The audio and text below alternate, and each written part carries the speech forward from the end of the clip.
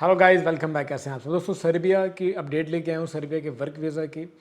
और आज की इस वीडियो के अंदर हम आपको सर्बिया के अंदर सैलरी पैकेज कितना है और वर्किंग आवर्स कितने होते हैं, इसके अलावा एकोमोडेशन के क्या चार्जेस हैं, और सर्बिया के अंदर ओवरऑल आपके कितने एक्सपेंसेस हो जाएंगे और पैसा सारा खर्च करने के बाद आप एट द एंड कितने पैसे सेव कर पाओगे, ये चीज़ें आपको बताऊंगा इस वीडियो के अंदर। और सर्बिया के अंदर क्या आपको सच में आना चाहिए या नहीं आना चाहिए, और सर्बिया के अंदर वर्क वीज़ा अप्लाई करने का प्रोसेस क्या है, कैसे हम वर्क वीज़ा अप्लाई कर सकते हैं, इन तमाम चीज़ों के ऊपर आज की इस वीडियो के अंदर तफसील से बात करेंगे।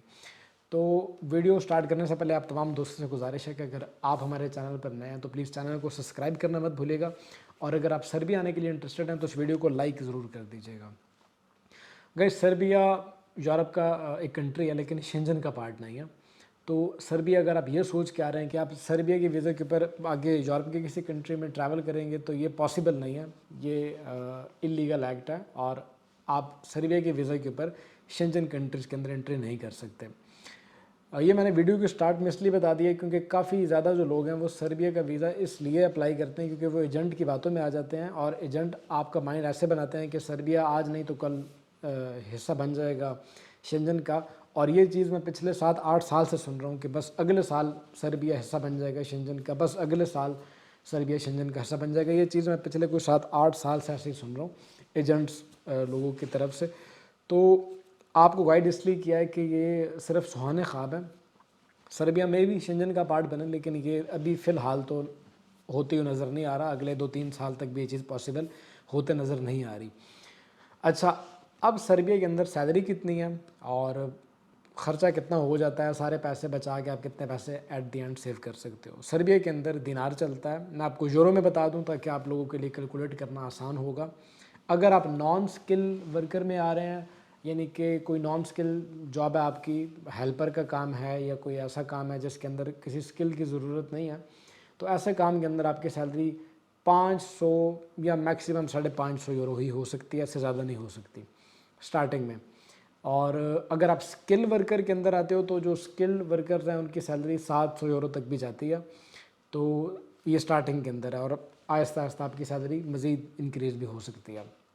सर्बिया के अंदर 99% जो कंपनीज़ हैं वो आपको एकोमोडेशन और फूड प्रोवाइड करती हैं, क्योंकि इंडिया से ज़्यादातर हायरिंग होती है, और जो इंडियन वर्कर्स हैं वो ऐसी जॉब्स के अंदर ज़्यादा इंटरेस्टेड होते हैं या ज़्यादा दिलचस्पी रखते हैं जहाँ पे उनको खाना और एकोमोडेशन दोनों कंपनी प्रोवाइड करे, क्योंकि वो गल्फ़ कंट्रीज़ के आदी होते हैं और यहाँ पे नॉर्मली फिर कंपनीज़ एकोमोडेशन और फूड दोनों प्रोवाइड करती हैं। और अगर आपको फूड प्रोवाइड ना करें तो वो फूड की मद में आपको 100 यूरो दे देते हैं कि आप 100 यूरो लें और आप अपना ख़र्चा बाहर से कर लें। और क्या 100 यूरो काफ़ी होते हैं खाने पीने के लिए सर्बिया में, ये भी लोगों का सवाल होगा। तो जी हाँ, बिल्कुल, सर्बिया के अंदर सर्बियन दिनार चलते हैं और 8,000 दिनार के अंदर आप अपना गुजारा कर सकते हैं, यानी कि 100 यूरो के अंदर अंदर ही आप अपना मंथली एक्सपेंसिव कर पाओगे, खाने पीने का जो खर्चा होगा आपका। और एकोमोडेशन तो ऑलरेडी फ्री होती है कंपनी की तरफ से। तो सर्बिया के अंदर लिविंग कॉस्ट इतनी ज़्यादा नहीं होने वाली आपकी। अब सर्बिया के अंदर आप ये ख़र्चा वगैरह अगर निकाल दें अपना खाने पीने का, तो आप ऑफ कोर्स पीछे 450 या 400 यूरो तो आप सेव कर ही पाओगे।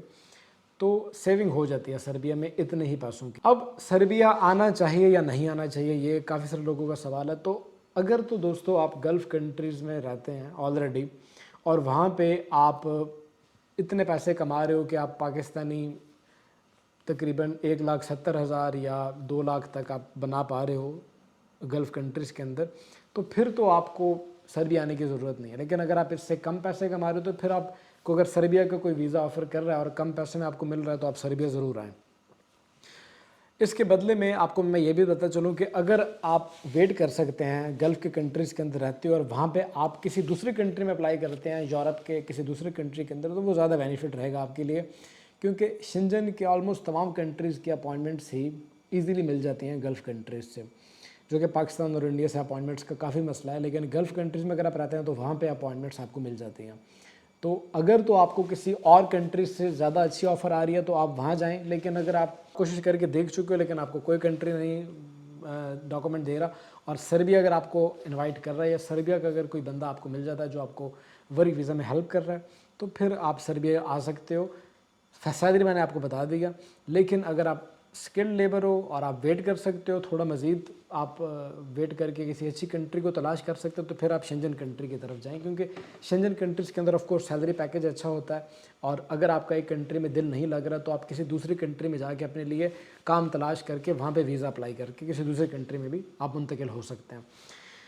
अब सर्बिया आने का तरीका क्या है? अब बहुत ज़्यादा लोगों का ये सवाल होता है कि सर्बिया का वर्क वीज़ा सर हम कैसे अप्लाई करें? देखो दोस्तों, किसी भी कंट्री अगर आप वर्क वीज़ा अप्लाई करते हैं तो उसके दो ही तरीके होते हैं।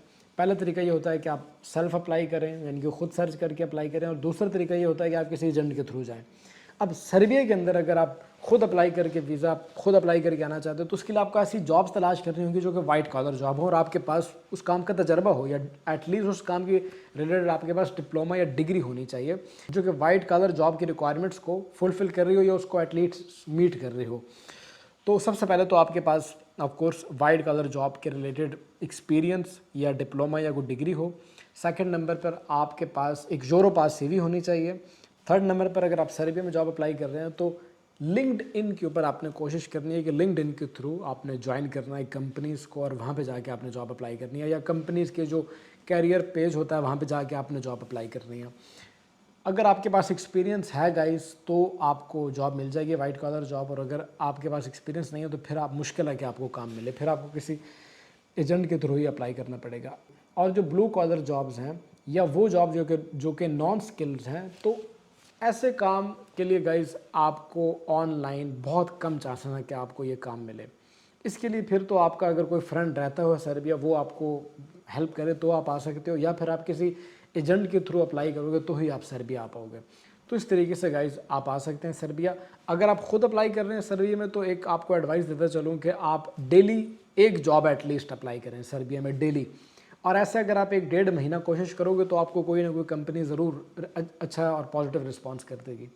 तो ये सर्बिया आने का एक तरीका है गाइस। आई होप कि मेरी आज की इस वीडियो से आप लोगों को फ़ायदा होगा। अगर वीडियो अच्छी लगी हो और इन्फॉर्मेटिव लगी हो तो वीडियो को लाइक कीजिएगा। कोई भी सवाल हो सर्बिया के रिलेटेड, या अगर आप अपने सर्बिया के डॉक्यूमेंट्स हमसे वेरीफाई करवाना चाहते हैं तो उसके लिए आप इस दिए गए ईमेल एड्रेस के ऊपर रब्ता कर सकते हैं। जैसे ही मेरे पास या मेरी टीम के पास टाइम होगा, एज सून एज पॉसिबल हम आपको रिस्पॉन्स करेंगे और आपकी हेल्प की जाएगी। इसी के साथ अब ज़ीशान आसिम को दीजिएगा इजाज़त। मिलते हैं इसी तरह की किसी अगली वीडियो में, तब तक के लिए टेक केयर, अल्लाह हाफिज़।